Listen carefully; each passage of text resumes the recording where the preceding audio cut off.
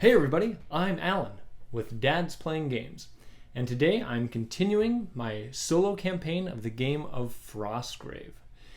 For all of the rules and restrictions that I'll be placing on myself during the campaign, please see the video that's linked in the description below for the introduction to the solo campaign. In this video, you'll be seeing two of my warbands squaring off in the scenario from the core rulebook called Genie in the Bottle. This battle sets up like a normal battle. However, for each treasure, when it's picked up, I'll roll a d20, and on a 15 to 20, the Genie in the Bottle will be found amongst the treasure. Now, I don't have a proper Genie figure to use, so instead I'll be using my Demon Centaur to represent the Genie during this battle. As I mentioned in the last video, I'm recording these little intro pieces after I've actually played the battle, so I can give you a little taste of what's to come in the video. First, I need to apologize. There's a few sound blips that came up during the recording. So especially to anyone wearing headphones, those might be a little shocking when they pop up. I tried to get most of them out of there, but I think there's a couple of them still in there. So sorry for that. One thing I've noticed is I have a tendency during the games to forget the monster phases. So I forgot those a couple times and went back and did them. Luckily, none of them actually affected anything else that happened, so it all worked out. Hopefully I will remember the monster phases in the future. If you watched my last battle, you'll remember there was quite a bit of fighting, especially with the monsters on the board. To the point that one of the warbands left without many soldiers still standing. That doesn't happen in this battle, but there is still some good action. One little teaser I'll give is that in the post game there is something kind of unfortunate that happens. However, it fits pretty well into the story, the backstory that I've created for one of the wizards. So you'll have to wait to see what that's all about. In the last battle, you saw the Chronomancer's warband against the Sigilist's warband. And now I'm going to introduce you to the warbands you'll be seeing in this video. This is the Enchanter Zultar. His obsession for power has helped him quickly advance in his magical abilities, and he fully believes that Frostgrave holds the secrets to make him become the greatest wizard to have ever existed.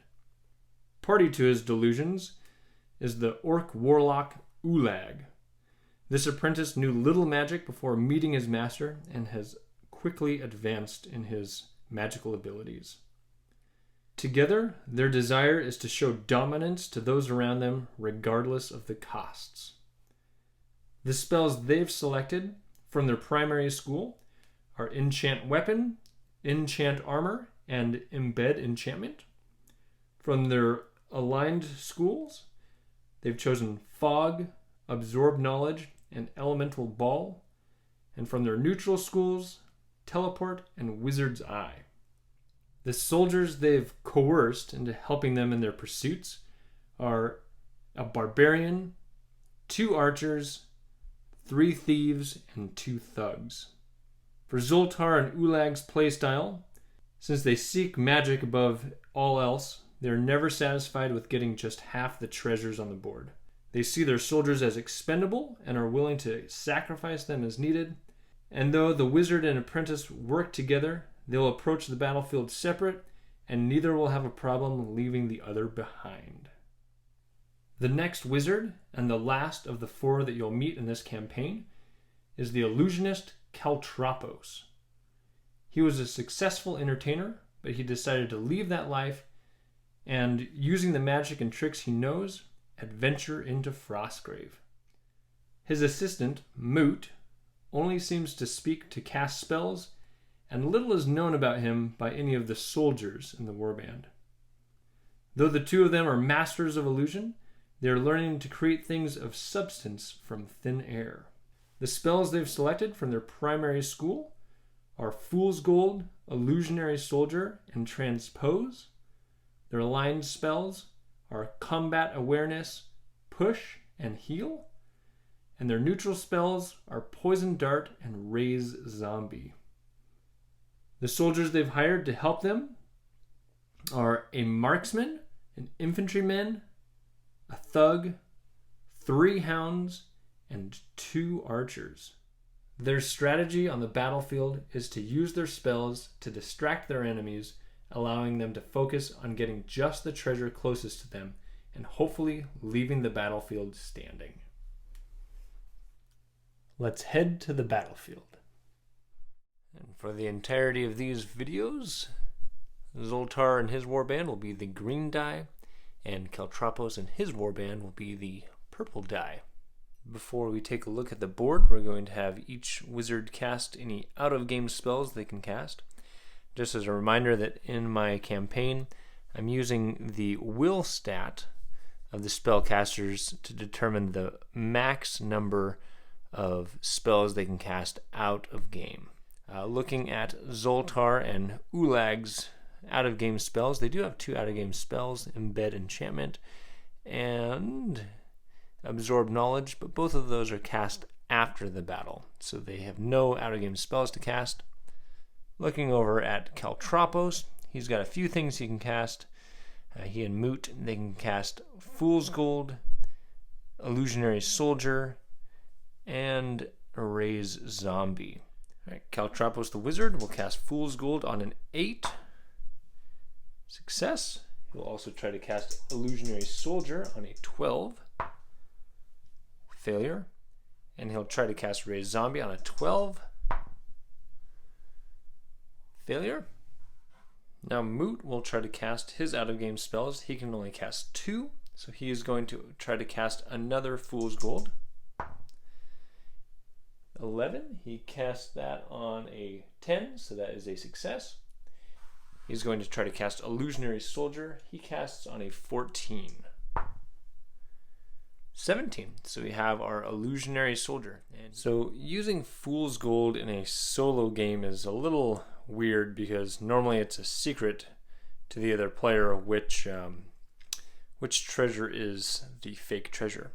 So how I'm going to be simulating that is that Zultar knows that the 3 treasures he is placing are real, so they will be having these gold cups on them, so he knows they're real.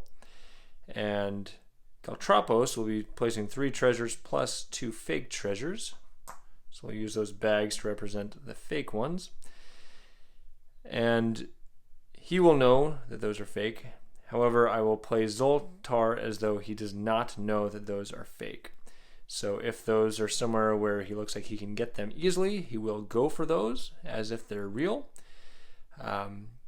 But Caltropos will know not to go for those. As a reminder, I will be using a brick measurement system for all of my measuring instead of inches. 4 pegs equals 1 movement unit. All of the treasures are placed on the board. I do have some special deployment rules because my board is undersized. All treasures have to be the standard of 9 inches, 9 movement units from the player edge. They also must be 3 movement units from the neutral edge. And they must all be 6 inches as the crow flies away from each other. So just to show you where the treasures are. First off, this is one of the player sides. Over there is the other player side. We have 1 real treasure here, 1 real treasure here, real treasure down there, a fake treasure up there. Over on the other side, we have a real treasure in there, a real treasure up here, a real treasure up here, and a fake treasure up here. I guess one other rule that I make for my treasure deployments is that each warband must place 1 treasure token at least 3 inches, 3 movement units off the ground, which there are a number of them that are that high in this battle. We'll roll to see which wizard chooses their player side first. Highest number is 16 for Caltropos. Since Caltropos' strategy is to just try to leave the board with the treasures on his side, he is going to start over here on this side because there's 3 real treasures here that should be fairly easy to get off the board. Or if he started on the other side, he's got 2 treasures that are up high that would be a little harder for him to get, especially against an aggressive wizard like Zultar. Another trick Caltropos has is Illusionary Soldier, which his apprentice Moot was able to successfully cast. So according to the errata, you are supposed to tell the other player which character is your Illusionary Soldier, but I've always played where you still keep it a secret. So in this case, the infantryman with the gold sword will be the Illusionary Soldier, and the other wizard will play as if he does not know which one is illusionary, but he will of course find out if this guy ever takes any damage. Okay, we've got the board set up. So over here we've got Caltropos with a thug, an archer, a warhound. Another warhound's hanging out over here. And over here, the rest of their team. Oops, they've got Moot, an archer, a warhound, and 2 infantrymen, one of which is the Illusionary Soldier. Oh, and then their marksman is hanging out up there, top of the tower. Then for Zultar, they're a little hard to see with all these archways over here, but we've got Zultar hanging out over here with a thug, an archer climbing up those stairs. Over here we have a thief and a thug. Right here in the middle we've got Ulag, the apprentice, with a thief and the barbarian back there, the Cyclops barbarian. We've got an archer there, and hanging out over here is a thief. 2 other things of note are that my deployment zones are reduced down to 3 inches. That's a combined horizontal and vertical 3 inches, so this guy can't go as far deep into the board since he's going up. And same goes to that marksman that's hanging out up on that cliff edge.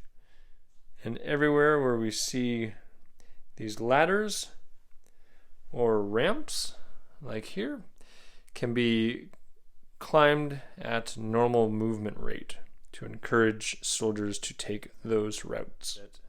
This is the Genie in the Bottle scenario, which means one of these treasures will be spawning a Genie. An initiative for the first round. We have 10 to 7, so Zultar goes first. So for Zultar, he is going to activate with his thug here. First, he is going to try to cast Enchant Weapon on this archer. Cast on an 8. 3 is a failure by 5.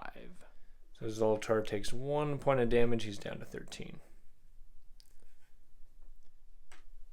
After that failure, he is going to move 6 inches, which will put him right over there by this terrain. I'll just move the terrain around a little bit. Now this thug will move. 4 inches will get him over there by the ladder. 3 more inches will get him to the top. That's 7. He moved 2 more, which will put him right up by that treasure. Next is Caltropos' turn. He is going to activate with his warhound there and with the thug. The warhound is going to move 8 right up next to the treasure.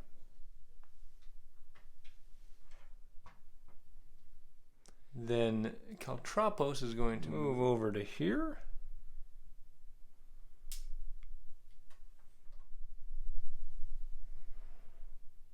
Right there, so he's against that wall. And you can see this thug and that warhound, and he's going to attempt to cast Transpose. Caltropos casts Transpose on a 12. 12, success. He's going to swap the location of the thug and the warhound.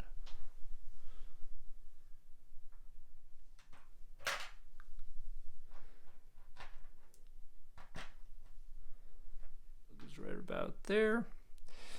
All right, now the thug, who had activated with the wizard is going to activate and pick up that treasure. First we'll see if the genie appears on a 15 or higher. Nope. Now we need to see if a random monster appears on a 16 or higher. Nope. And then he is going to move half his movement, which will be 3 inches, right back behind this barrier there.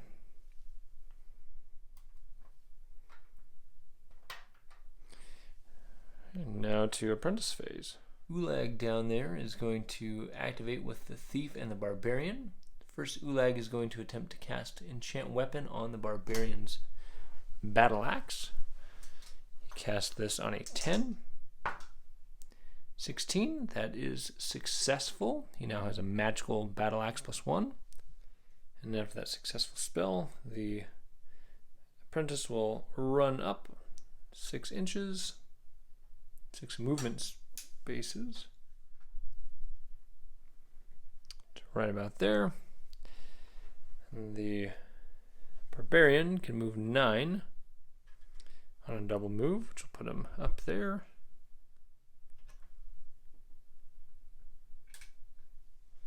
This thief on a double move can move 11 and a half. So 9 inches will get him here.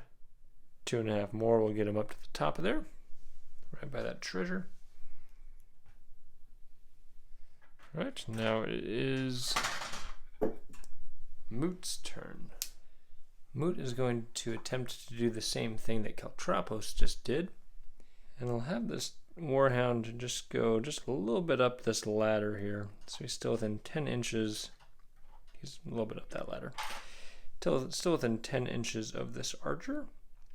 And I forgot to say, Moot and the archer and that Warhound are activating together. Now Moot is going to move just up here and attempt to cast Transpose. He casts on a 14. He fails by 9, so that will just fail. He takes 1 point of damage. Now this archer is going to move 9, which will put him kind of the same spot as a dog, 1 inch up that ladder.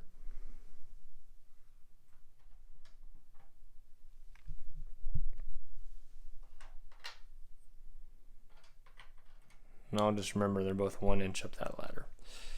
Alright, next is soldier phase for the enchanters.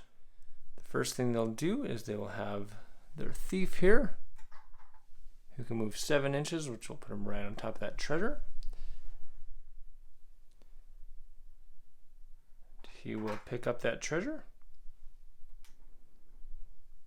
See if that is the genie. On a 15 or higher, it is. It is not. A random monster appears on a 16 or higher. No random monster either. Alright, next this archer over here will go. He doesn't really have anything to shoot at, so he is going to double move. Just put him right up right behind that tree.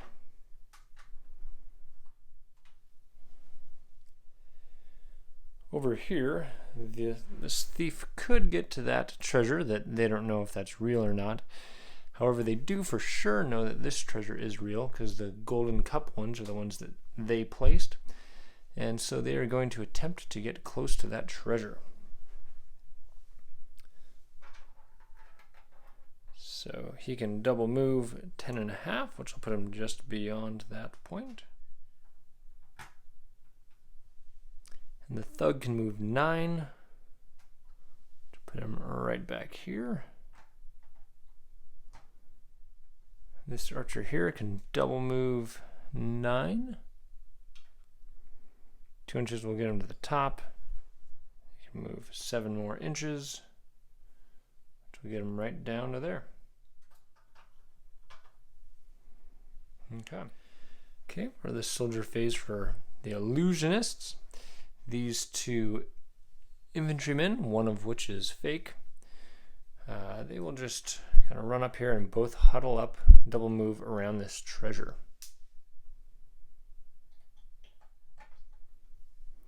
So this way both are close enough to grab it, but their opponent doesn't know which one is real yet. Over here, being worried about this barbarian with the +1 battle axe, they're going to send in this warhound over here. This measurement here is 11 inches. I can double move up to 12 inches, so it's going to move just a little beyond this, right up against this rock. From there, it can stop anybody from trying to get past him. Over here, this warhound already went. It was transposed. An archer and a marksman over here. So we'll start out with this marksman. He's going to climb up these ladders here to the top and then see what he can see. That's less than 6 inches. Alright. So you can see that apprentice down there, as well as that thief. You see that archer and that thug over there on that catwalk. But he only has a range of 24 inches. Alright, so this measuring device is 24 inches. You cannot reach the apprentice. You can just barely reach that thief. So he would not be able to reach those guys over there. So he's going to take a shot at that thief. +3 shot. He moved, so the thief gets a +1 to his normal +1. There's not really any intervening terrain in the way. So +3 for the marksman, +2 for the thief. We have 15 to 20. So that arrow misses, and the crossbowman is empty. Alright, so when I play with my Lego guys, one thing I do is I turn their crossbows backwards when they're empty. That way I don't forget who is empty. Now for this archer, he is going to try to get somewhere where he can shoot at that wizard down there. He can move 6 inches. 3 inches will get him there. 3 more inches will get him out there. That would be just barely in range to hit him.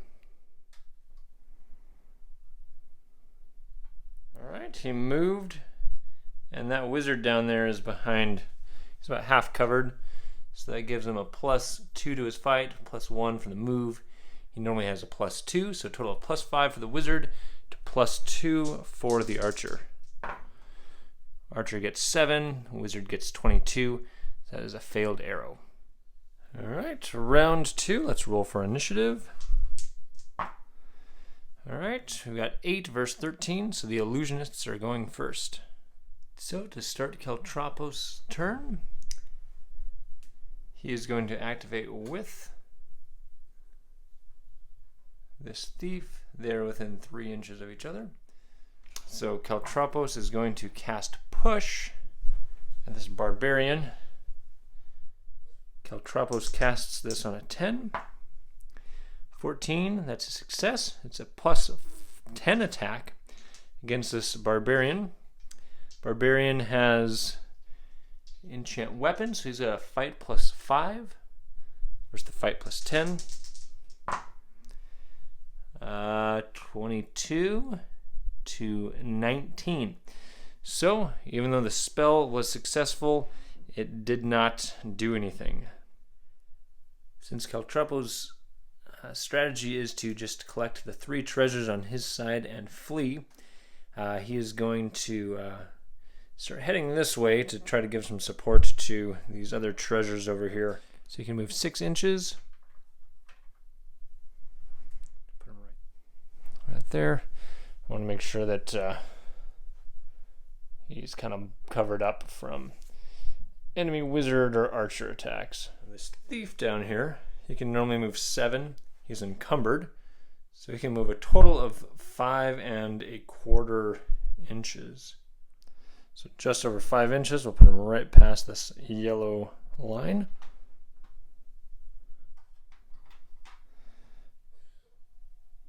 So Zultar is going to move 6 inches over here to this doorway. And from there, you can see one of these soldiers. So he still doesn't know which one's the real one, but an elemental ball might figure it out. So he casts elemental ball on a 14, a 4. Well, Zultar and Ulag like to live dangerously, so he's going to empower that for 10, bringing him down to 3 health. Elemental Ball will target him and hit anyone within 1.5 inches, which will be him. So first we'll do an attack against this guy. It's a +5 shooting attack. These infantrymen are both +3. 13 plus 5 is 18. And he did move, so they're actually +4. So against 10, that is a hit. So that their armor is 11, so that's 7 damage. And that is the illusionary soldier, so he is immediately defeated. And normally I lay the figures down, but he's illusionary, so he will disappear. And then same attack against him, +5 for the shooting, +4 in defense. 6 to 11, so that's a failure. Now action swings back over here to Moot. Moot is going to attempt to cast Raise Zombie. He casts only 14. 10. He will cut for 4, putting him down to 5 health. Now one thing with Caltropos and Moot, because the whole raising zombie didn't really fit with their personality, and so for them, instead of raise zombie, as you know, they've cast illusionary soldier earlier, they're experimenting with actually creating illusionary soldiers with substance. So this will be the raise zombie. It's actually for gameplay terms, it's a zombie, but for story-wise, it's a animated being, and so to speak. So he will form right there, base-to-base contact. And Moot will just stay right where he is. He's pretty well tucked in there. He can always run off the board if need be on his next turn. Now for Ulag. He is going to attempt to cast Fog right up here on this guy. So let's see if he can do that. Casts on a 12. 9, he will cut for 3. So basically that entire top of that platform is now shrouded in fog. Now it's the soldier phase for the Illusionists. So we'll start out, we'll have this marksman he's actually technically covered in fog right now. He will try to climb down 2 inches to there, another 2 inches to there. He's going to climb down to right there. And for his second action, he will reload his crossbow. This Warhound is going to just run down and engage this barbarian. Actually, no, he'll stand within an inch. Or a little bit beyond, so the barbarian will have to engage him. This zombie over here is going to move. He can move 4 inches. 2 inches will get him kind of by that ladder. And then 2 more will get him into contact with that treasure, and then he is going to pick that up. We'll see if this is the Genie in a bottle on a 15 or higher. Okay, that's the Genie in the bottle. So for the rules, so we have our monster, and that Genie is placed 2 inches away from the figure who found the lamp. Must be closer to that figure than any other figure. I get to choose where that goes, so I'm actually going to put him over here this way to keep the enemy away. And again, this is my Genie in a bottle here.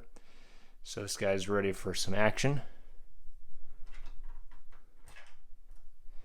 He'll be right there. And I also need to roll to see if a wandering monster appears on a 16 or higher. Nope. Over here, this archer is going to climb this ladder, come up here and pick up this treasure. That's within 6 inches.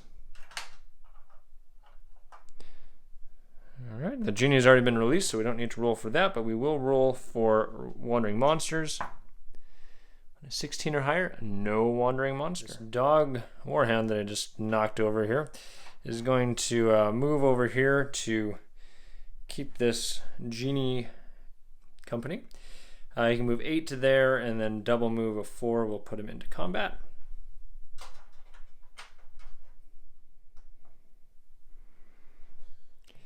The Illusionists have no way to defeat this monster because they have no attack magic and they have no magical weapons. So this infantryman is just going to stand over here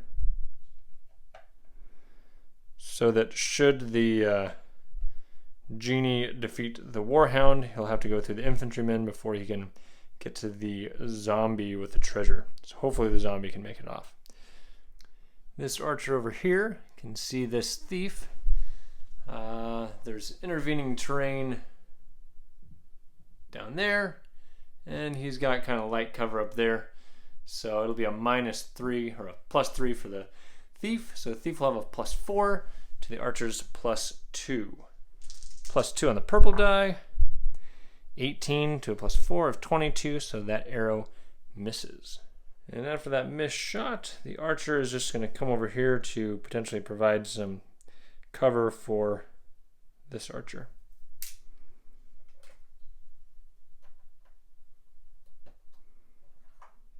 This Warhound down here is going to do a similar thing, just come up here by this wall.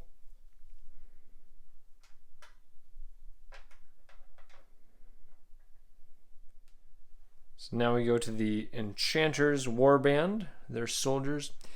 First thing, this thug is going to pick up this treasure. I guess they wouldn't know if this one is a real one or not. He picks it up and realizes it is. Wandering monster appears on a 16+. 16, we have our first wandering monster of the game. Okay, purple will be the top, green will be going down. 4, so first column, number 13, is a snow leopard. So I had originally gotten this figure to be a snow leopard, but the game never actually says how large a snow leopard is supposed to be. And snow leopards are real creatures. According to the internet, they are approximately 3.5 feet long. So that is quite large compared to 6 foot tall soldier.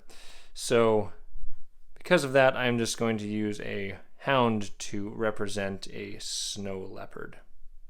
And to determine where it will appear, we'll roll a d20.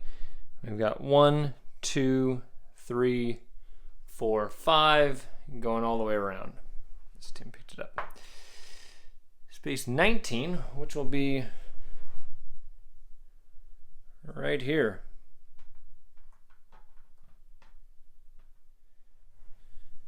Now with this treasure pickup, all 6 real treasures on the board have been picked up. So that means the enchanter knows that this treasure over here is fake, as is that one. So the enchanter will not be trying to get those. After that thug picked up this treasure, he's going to do a half move. 2 inches will get him there. He can climb down another inch and then drop to the bottom. That's less than 3 movement units, so he will not be injured.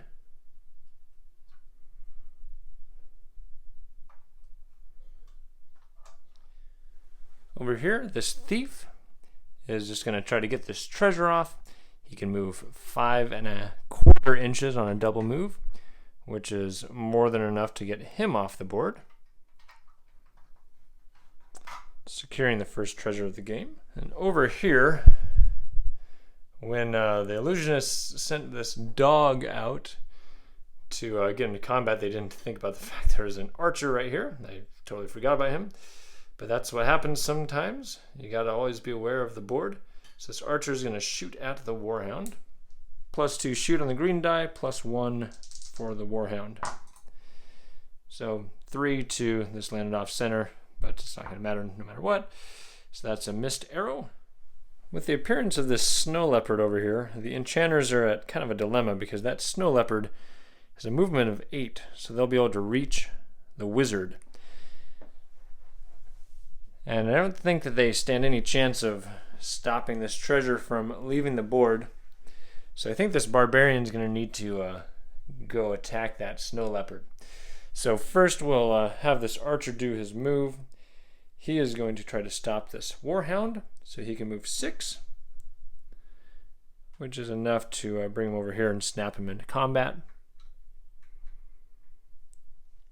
I just knocked him over, I think. He was right here. That'll work. The Barbarian is going to move 9 towards this Warhound, or Ice Snow Leopard. Just put him right over here under the catwalk. This Thief here is actually just going to run down here. That's 2 inches down, and then 1.5 inches more, snap into combat. So that's all one move, and then he will attack this Warhound. He's encumbered, so he's fight -1, normally +1, so fight of 0. The Archer gives support, so fight +2 for the Thief, fight +1 for the Warhound. +2 on the green die. 12, the Warhound gets 11, so that's a hit. That's 2 damage on the Warhound. And he will not push the Warhound out of combat. He'll stay in combat with him. This Archer up here on the catwalk will shoot at that zombie if the zombie's in range. Just barely in range. Alright, the arrow is +2 versus +0 for the zombie. 8 versus 9, so that is a miss. And then he is going to run and jump across that, 6 inches total. So this is 5 inches, so 6 inches will get him right to the corner there. Having nothing else to do, these 2 soldiers are going to try to hinder the removal of this treasure. Starting with the Thug, he can move 9, and I'll put him right down here.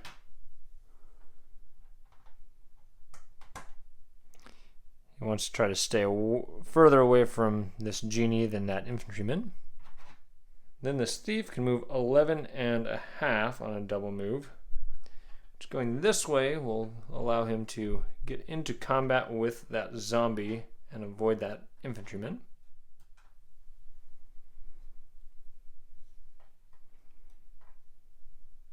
Okay. That ends round 2. Let's roll initiative for round 3. Alright, we've got 18 for the Illusionists versus 9 for the Enchanters. So Caltropos and his warband will go first. And I just remembered I forgot to have this Genie over here attack. He's fighting this Warhound. So the Warhound is part of the Illusionist team. So the Warhound is purple. He is +1, and the Genie is fight +3. Warhound gets 19, and the Genie gets 12. So he wins, but the Warhound unfortunately does not have a magical bite, so deals no damage, but the Warhound will stay. Actually, the Warhound is going to push him out of combat 1 inch right into this orc. So as soon as that Thug there tries to move, that Genie is going to snap into combat with him. So that should work pretty well to their advantage. And now we will get back to turn number 3. To start off Caltropos' turn, he is just going to walk over here.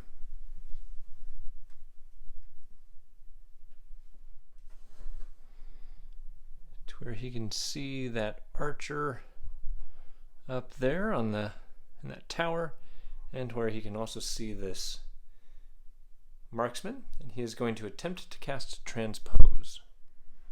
He casts on a 12, a 2. Well, this is important. He is going to empower that for 10 to cast Transpose.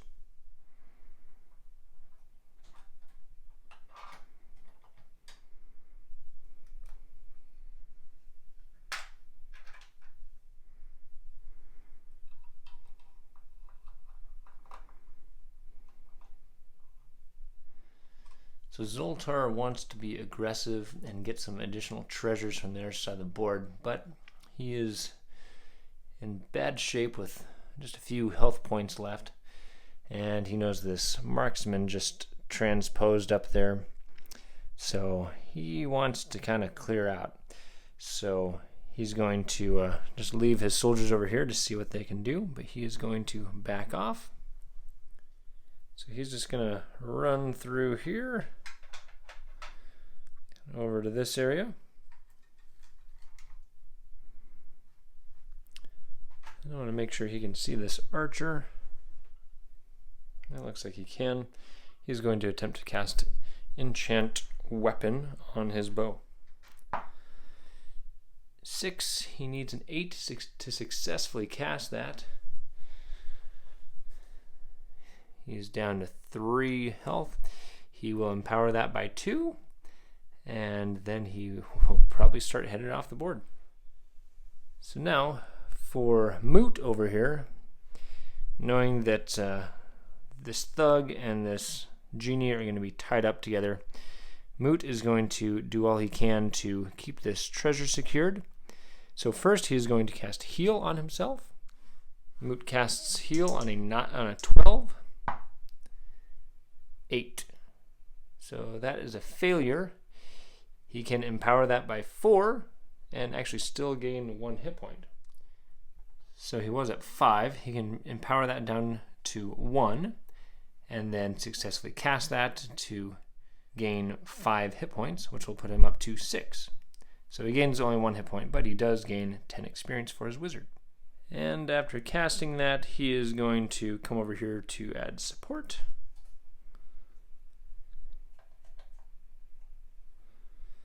And now it is Ulag's turn. Ulag is actually going to join combat here.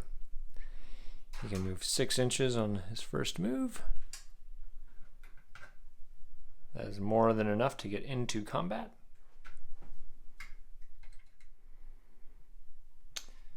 He does have a staff, but he will attack. He is supported by 2 of his companions, so he is at fight +4 versus fight +1 of the dog. Green is fight +4. 21 to 6. That is 11 points of damage on that Warhound. That Warhound falls. Besides the illusionary soldier, that is the first soldier to fall in combat in this battle. Next we have the soldiers for the Illusionists warband. So we'll come over here. This thief can go 5.5 on a double move, so he can get off the board, securing their first treasure. This marksman here is going to move to the other side of this tower.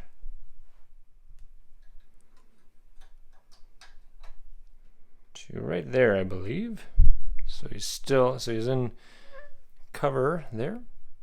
And from there he can see the apprentice, so he will fire at the apprentice. Since he moved, the apprentice gets a +1 to his fight. The marksman has a +3 to his shoot. Uh-oh. So that is a 22 +2 damage. That's 14 damage on Ulag. Ulag falls off the bridge. Sploosh. Into the water. Even the marksman unloaded over here. Since this infantryman is more than an inch away from the genie, he's going to move over here and attack this thief. He's not going to stand up very well, but he will attack him.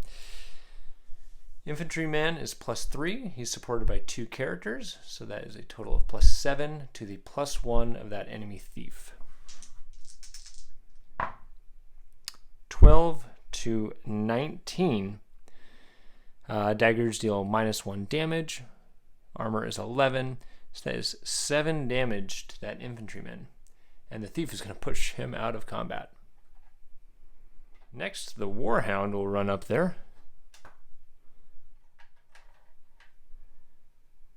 And the Warhound is going to try the same thing. He will be a fight of 5 to +1. Alright, so that is a 16 to a 18.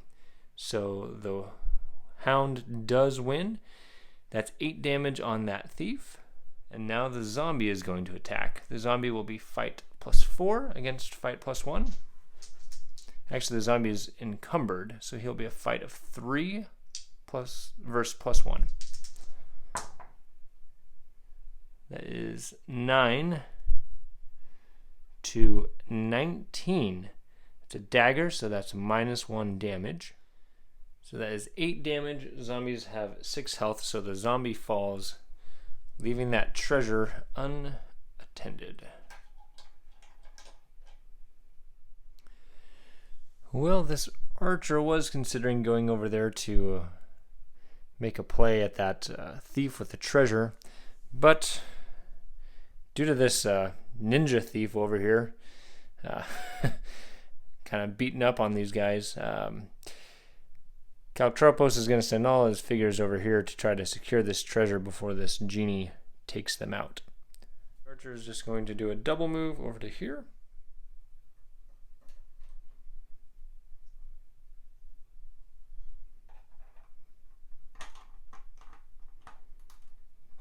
This Warhound is going to do the same thing. He can double move a total of 12. So that'll put him right up behind the archer.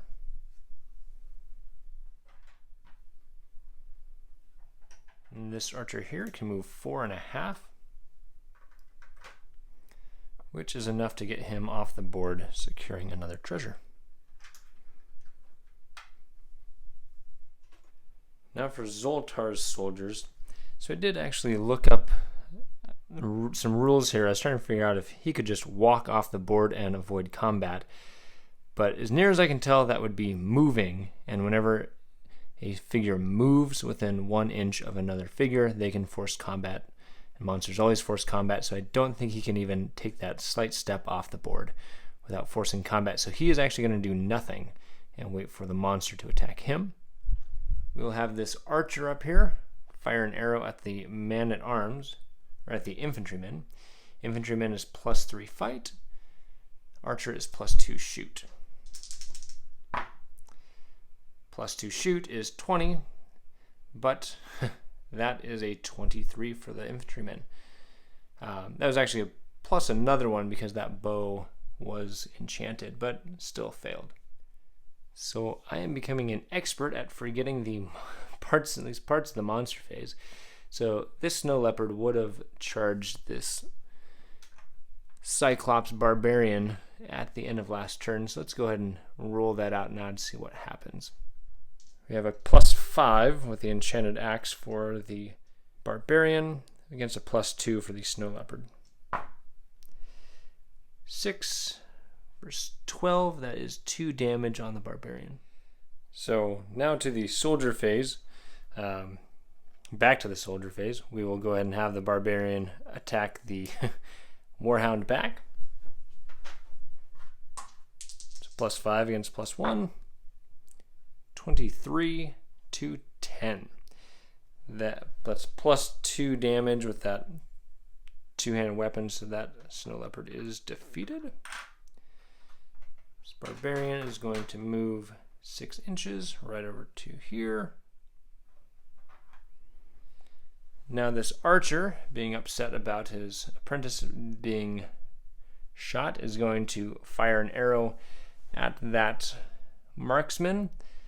And I can't get the camera down here very well, but this is intervening terrain, and then he is behind light cover, so +1, +2 up there is +3. His fight is 2, so total of +5, +2. +2 on the green for arrow, and that is a miss. He is now going to move 6 inches to put him right at the end of the bridge.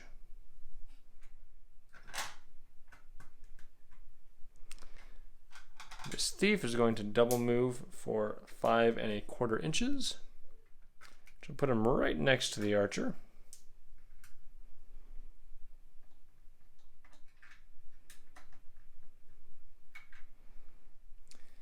This thug is going to try to get out of here. He can double move for 4.5.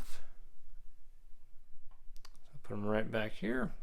Go right there. All right, this thief is going to attack Moot. So Moot is supported by the Warhound, so Moot is +2 and the Thief is +1. 17 to 16. So the Thief does win with 17. -1 damage, so that is 6 damage on Moot. Oh no! Moot goes down. Way down. That Thief is still in combat, so he cannot grab the treasure or move. I won't forget the monster phase this round, so this guy turns and engages the Thug. Alright, the Genie is fight +3, the Thug is fight +2. So this would be the Genie at 7, and this would be the Thug at 3. So the Genie wins, but it doesn't get past the armor, so no damage is dealt. They stay in combat. Alright, that's the end of that round. Let's go ahead and roll initiative for the next round. 7 to 6. So Zultar and his band are going next. Zultar, with his 1 health remaining and with his desire for power over the care of his companions, he is just going to flee the battlefield. He can easily move 6 inches off the board. Now to Caltropos, he is going to attempt to cast Heal on himself. He casts that on a 10. We have a 6. So he is going to do what Moot did a little bit ago. He's going to empower that by 4 to heal himself for a total of 1 more than what he started with, putting him at 5. Then he will move 6 inches.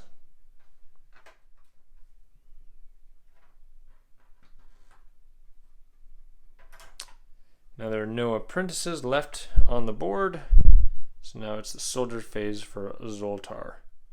This archer here is going to attempt again to shoot this infantryman. So shoot +3 versus fight +3. 20 for the archer, but 22 for the infantryman. Well, seeing things are looking bleak, this archer is going to work on running away. It's about 3 inches there, 3 inches down. This Thug over here fighting this Genie is going to fight him. +2 for the Thug with the green die.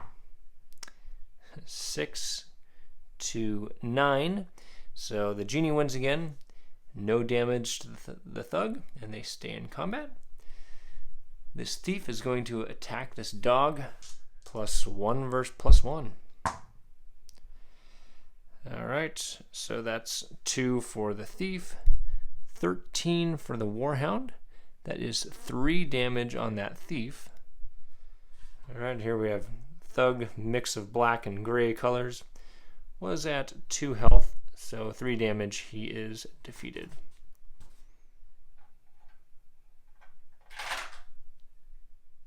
Over here, this Thief can move 5 1/4. He's actually going to come over here and hide so he can't get shot by that marksman.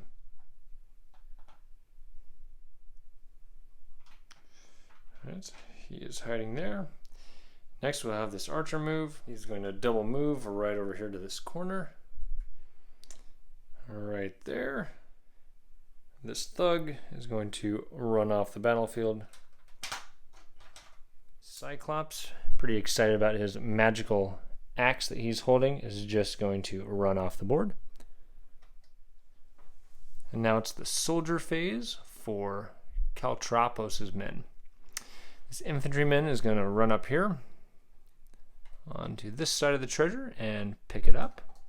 This Warhound is going to come over here to serve as bait if needed. This marksman is just going to start heading out. He'll move to the doorway, climb down the stairs a little bit, then drop the rest of the way. And use his second action to reload. This other Warhound and this other archer are also going to provide some support. This hound will run up over here. This archer run over to here. Now it is the monster phase. The genie is going to attack the thug. +3 on the purple die, +2 on the other. 17 to 17. So a tie in melee means both characters take damage.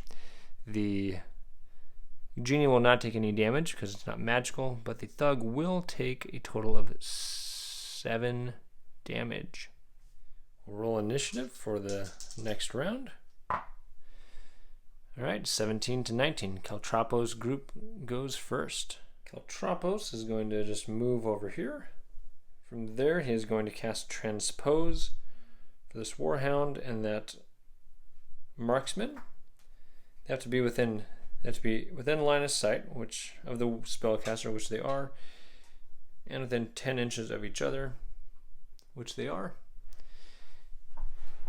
Caltropos cast this on a 12. 7. Well, he only has 5 health, so he's not going to empower that. Taking 1 damage. He died already. Zultar has already left the board over here, so we'll go to soldiers over here. This infantryman can double move off the board here. So he will do that. The archer will move off the board. The warhounds will move.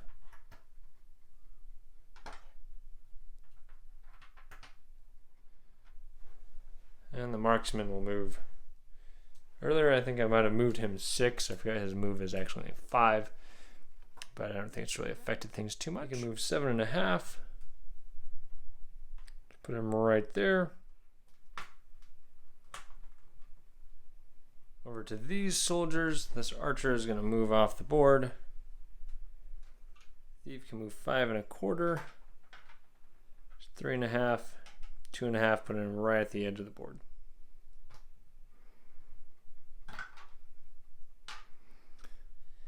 They're going to attack over here. So the thug is +2, genie is +3. 7 to 19. That is a defeat. Thug goes down. Now for the monster phase. This genie will move into combat with the first warhound and attack. Green is fight +3 for the genie, versus +1 here. The warhound does win and is able to push him back. All right, and with that, we will basically call the game on the next turn with the genie being pushed back. Caltropos and the 2 warhounds will be able to flee there. The marksman will be able to flee back there. And over on this side of the board, this thief will leave the board. This guy's already gone. And that will leave just the genie standing on the board. Oh, there's this guy too, but he could get off the board before the genie found him. So Caltropos and his men were able to secure 3 treasures. One of them was the one that the genie was in, but they have 2 wounded soldiers. Let's check out their fate as they pull them off the battlefield. Starting with the warhound, let's see if he's alive. 16 is a full recovery, and we'll see how Moot does. A 1. Well, that is not good. Moot, the apprentice, does not make it off the battlefield. So the warhound made it back with the war party, but Moot unfortunately did not. Most of the soldiers are sad to see the apprentice has fallen, but for some reason Caltropos doesn't seem too concerned. I'll have to find out the story behind that in their next video. Now let's take a look at their treasures. So for 3 treasures, we'll make 3 rolls. 14, 6, and 12. 40 gold crowns and a grimoire. 60 gold crowns and a magic item. And 30 gold crowns and 3 scrolls. Let's go ahead and determine the scrolls. This is for going across, this is for going down. Colors will match up. Alright, those match up there. Those match up there. Reroll this because it fell on the floor. Okay. Starting here with 2 and 16. Scroll of Absorb Knowledge. Purple with 2 and 6. Draining Word with 3 and 15. Elemental Hammer. Caltropos' team found 1 grimoire. 4 and 3 is Fast Act. And they found 1 magical item. 5 is an Orb of Power with 8 charges. So 4 experience points based off the Maze of Malcor experience chart. Spellcasters failed to cast 1 spell, giving them 5 experience. They combined successfully cast 6 spells for 60 experience. Again, we're not using the participation points because there's 6 treasures on the board. Each token secured by the wizard got them 50 experience, so that is 150 experience for the treasures. And they did not defeat any uncontrolled monsters. Now, one bonus is that they discovered the genie and its lamp, so that gives them an additional 50 experience as per the scenario rules, for a total of 265 experience points. And I just remember that Caltropos, one of the scrolls he found was Absorb Knowledge. So he's actually just going to use that scroll as an out-of-game spell. So Absorb Knowledge lets the wizard gain an additional 50 experience points after the battle. This does put him beyond the 300 max experience points per battle based on the Maze of Malcor experience chart. However, Joseph McCullough himself has made a ruling that experience points gained out of battle do not count towards that 300 max experience points. So he actually gains 315 experience points total. And for gold, from the 3 treasures, they received 130 gold crowns, but they also recovered the lamp, which is an additional 300 gold crowns. I spent a little bit of time trying to figure out if the lamp counted as just the 300 gold crowns or a treasure plus the 300 gold crowns, and I couldn't find anywhere that they were one or the other, so that's why they got 3 treasures and that additional 300 gold crowns for the lamp, for a total of 430 gold crowns. So for the exception of losing their apprentice, they did what they wanted to do. They got off the board with 3 treasures. For Zultar and his warband, they ended up with 3 casualties, a thug, a thief, and Ulag the apprentice. Let's see what their fate is. Starting with the thug. 5, he is badly wounded. He will miss a battle. This thief, he is also badly wounded. He will miss a battle. And Ulag the apprentice. 18, he has a full recovery. So Zultar's entire warband survived the ordeal, and Zultar didn't really even seem concerned whether his soldiers made it out, even his apprentice, because that's how Zultar is. And he's a little upset with his warband for only making it off the board with 3 treasures. Their goal is to try to get as many of the treasures off and leave their opponent wounded. He is a little happy, though, to see that the apprentice on the other warband did not make it through. In addition to their 3 treasure tokens, we also have an axe and a bow that came off the board enchanted, which he will have, the spellcasters will have a chance later to try to permanently embed those enchantments in those weapons. All right, for their 3 treasures, 8, 13, and 3. D20 times 25 gold crowns, 20 gold crowns and a magic weapon or armor, and 20 gold crowns and a grimoire. So for the D20 times 25 gold crowns, Zultar and his warband get 16 times 25, which is a whopping 400 gold crowns. So that'll help since they didn't get a lot of gold crowns from their other two rolls. They found one grimoire,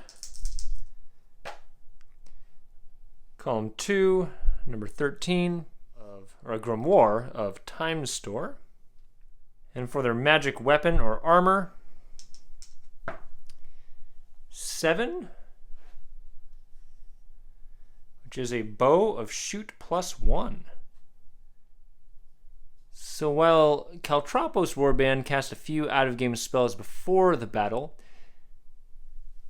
Zultar has some spells that can be cast when the game is over instead. So he has Embed Enchantment, and he also has Absorb Knowledge. So starting with Zultar, he is going to try to cast Embed Enchantment on that two-handed axe that got enchanted during the battle. He cast this on a 12. 7 is a failure. Now Ulag will try the same thing. He casts Embed Enchantment on a 14. 3. So unfortunately that two-handed axe and that bow do not keep their magical enchantments to the next battle.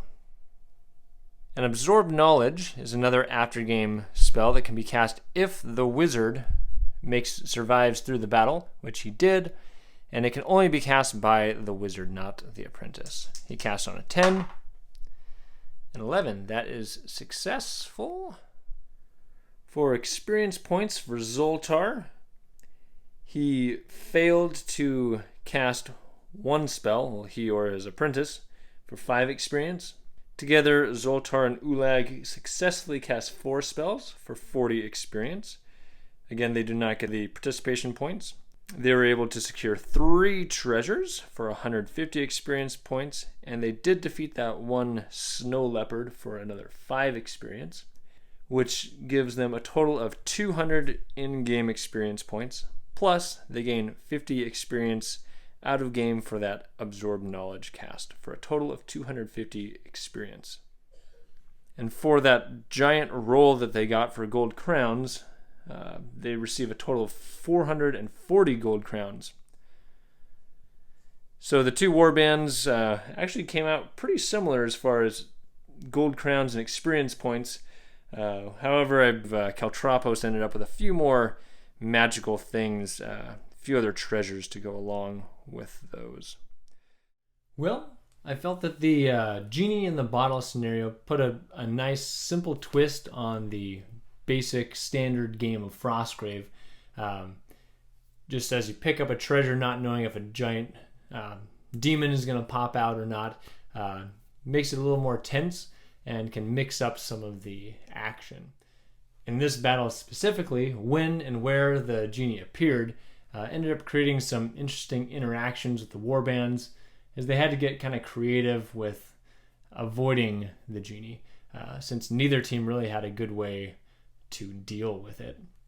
For Caltropos and his warband, they were able to do pretty much everything they planned to do. Most of their out-of-game spells were successful, and most of their in-game spells were successful as well.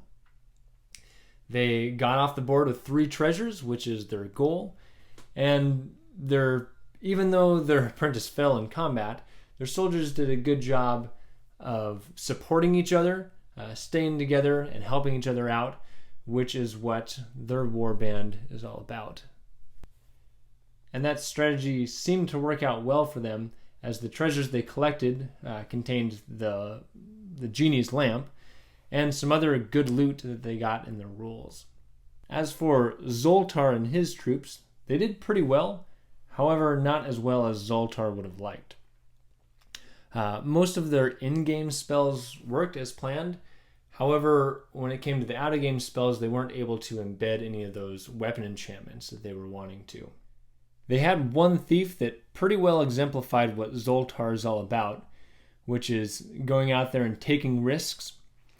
He ran kind of right out there past the Genie into a mess of Caltropos' soldiers and did a pretty good job as a commando out there, holding his own against a few soldiers until he ended up falling.